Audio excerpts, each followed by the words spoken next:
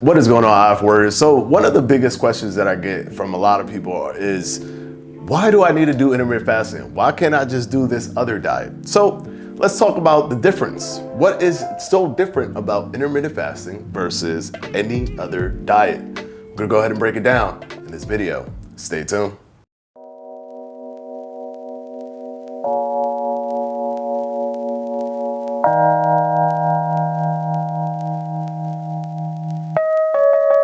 This video is brought to you by the wonderful Built Bar, my favorite protein bar, hands down. It's not even a competition, guys. If you've ever eaten this protein bar, you know what I'm talking about. Fudge-like texture, everything different from every other protein bar. And then to top it all off, the cherry on top is not only gives you the protein that you need, not only does it help with just ease of use of getting protein throughout the day, of making sure you hit your protein numbers, which is actually pretty difficult if you don't have things like a protein bar to help you, is that the taste is absolutely phenomenal.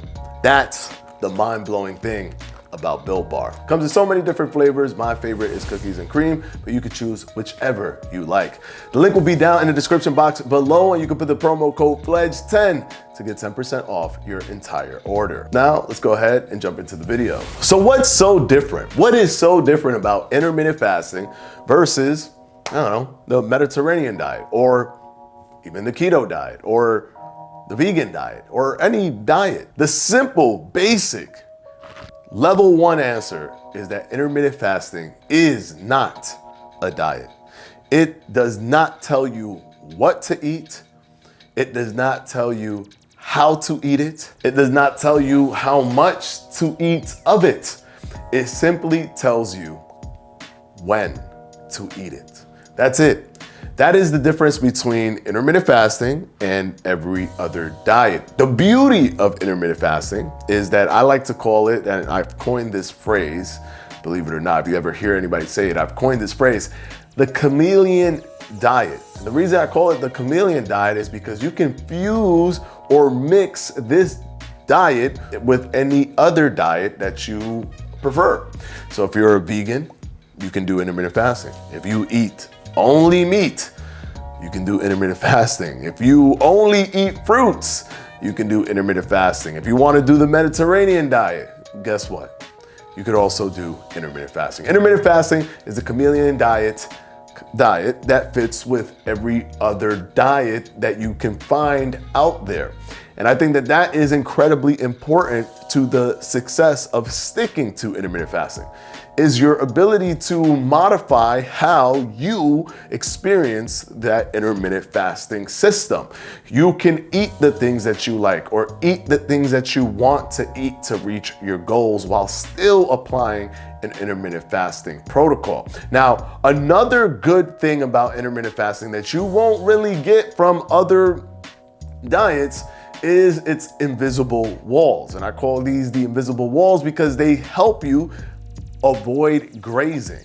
One of the biggest issues with weight gain here, especially here in America, is grazing. A lot of people don't know exactly how much they're eating because they don't know exactly what they're eating. They're constantly eating all throughout the day. They're snacking on something here, they're drinking some soda there, they're grabbing some chips here, they're eating some peanuts there, they have some fries over here, they got some chips over there, and by the time you know it, at the end of the day, at the end of the week, you are at a caloric surplus. So you're not helping yourself lose weight, you're actually gaining weight, thinking that, well, I only ate these 3 meals and they were supposed to be, within the caloric limits, and I don't understand why I'm gaining weight, because you're grazing throughout the day. Intermittent fasting actually helps you be very cognizant of the fact that you are grazing, because it doesn't allow you to eat outside of your eating window. This is super helpful for your cognitive awareness of grazing, because once you are outside of your eating window,